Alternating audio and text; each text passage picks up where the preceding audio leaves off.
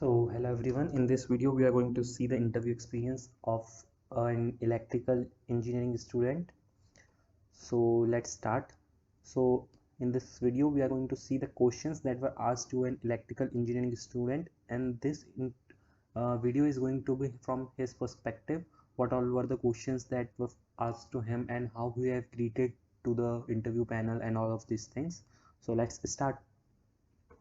So first of all, the duration of the interview was 30 minutes, and he started by so the interview started by greeting with HR.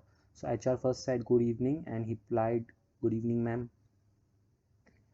And the next question was how are you, and he replied I am fine, how are you? So a point to note over here is you should always reply, or you should always greet them and even ask them also that, or you should say thanks for asking how are you. In this way you should answer. Okay, so the HR replied I am also good. So the next thing that has happened was document verification by the camera, and usually this thing is done by HR, and so this means that you should be prepared with your documents, your government ID, your Aadhaar card, or any other document proof. So you should be prepared at that time, because they might ask you to keep that in front of the camera or show that in the PDF format or image format. So you should have all of these things with you. Many times what they do is they ask you to keep in front of the camera and they take the screenshot of it. So you should have the hard copy as well as the soft copy. So let's move ahead. So HR, tell me about yourself. So the student, let's see what the student has answered. Actually this is a basic question. Whenever you are sitting for the interview, you must have to prepare about this question. So what you should do is you should prepare an introduction of yours for about like 30 to 60 minutes and 60 seconds, sorry, like about approximately 1 minute. You should not exceed much.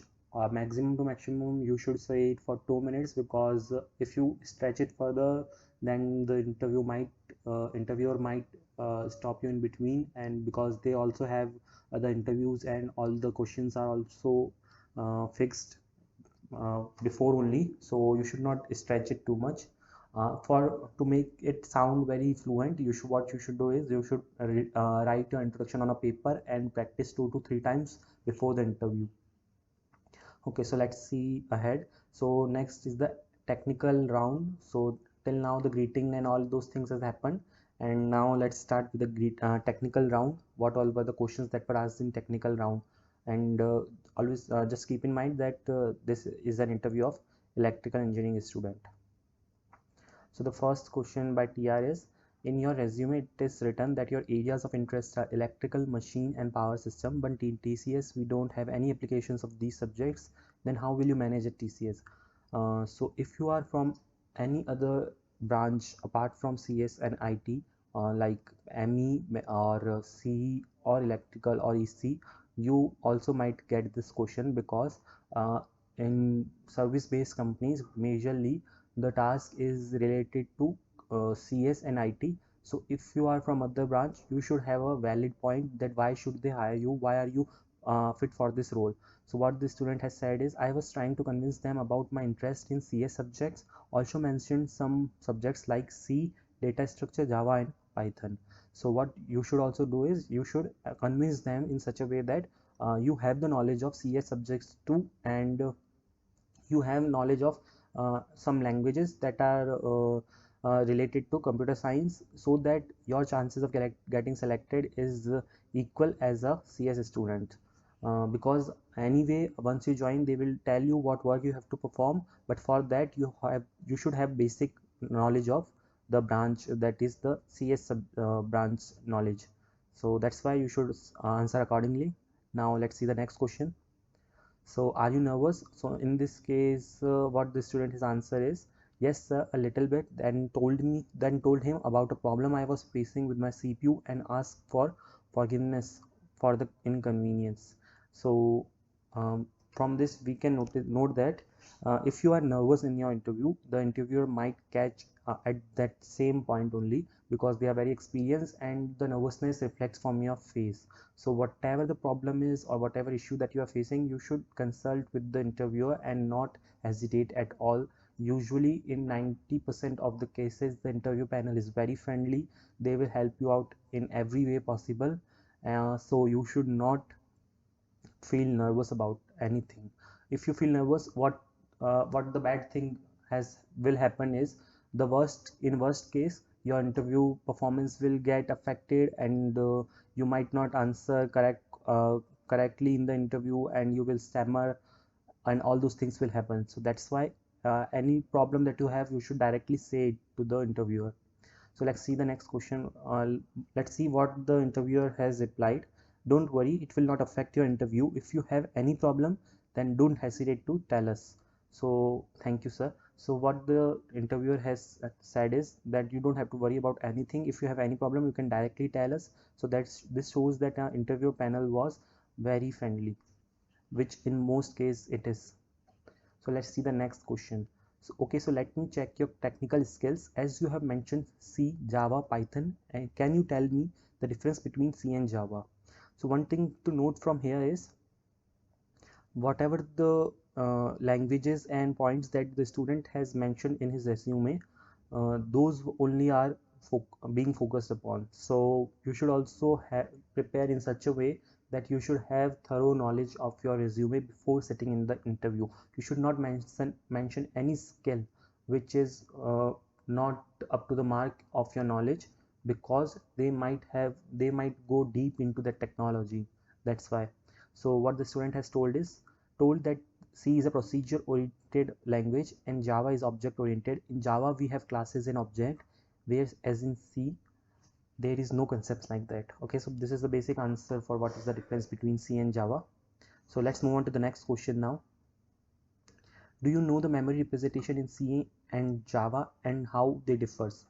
So what the student has replied is, sorry sir, I don't have much knowledge about the memory representation and how they differs. So I would suggest you, if you also fall in this case, that where they ask you a question which you have like no knowledge about or no idea about what the topic is, so you should straight away up to the point tell that I don't have any knowledge about this thing, or I can't recall at the current moment, so that yours and the interviewer's time both is saved. So also as we know that the student is from electrical background, that's why he might not have the uh, understanding of core concepts of computer science, so that is totally fine. If you also don't have some knowledge or about some question, you should directly say no to the interviewer, so that he will move on to the next question. So what is the next question that was to ask this?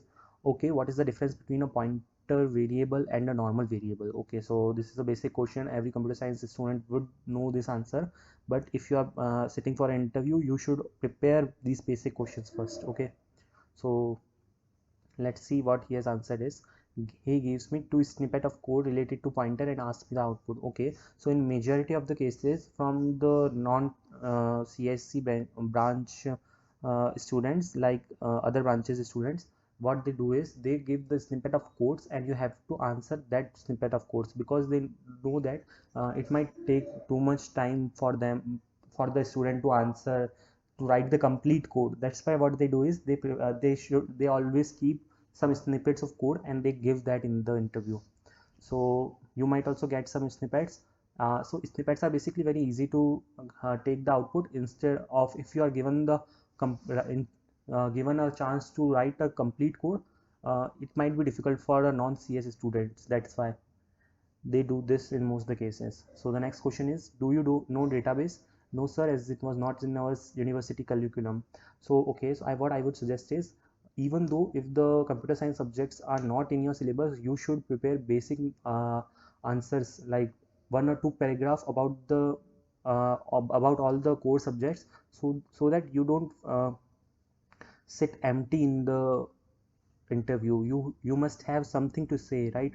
And then after that, if the discussion goes deep, you can then say that, as I am from non CS background, I don't have these subjects in my curriculum, so I am not very much friendly or well acquainted with this concept, right? So you can say that in that way, but you should not like straight away say no. You should first of all try, and but don't give false answer, right?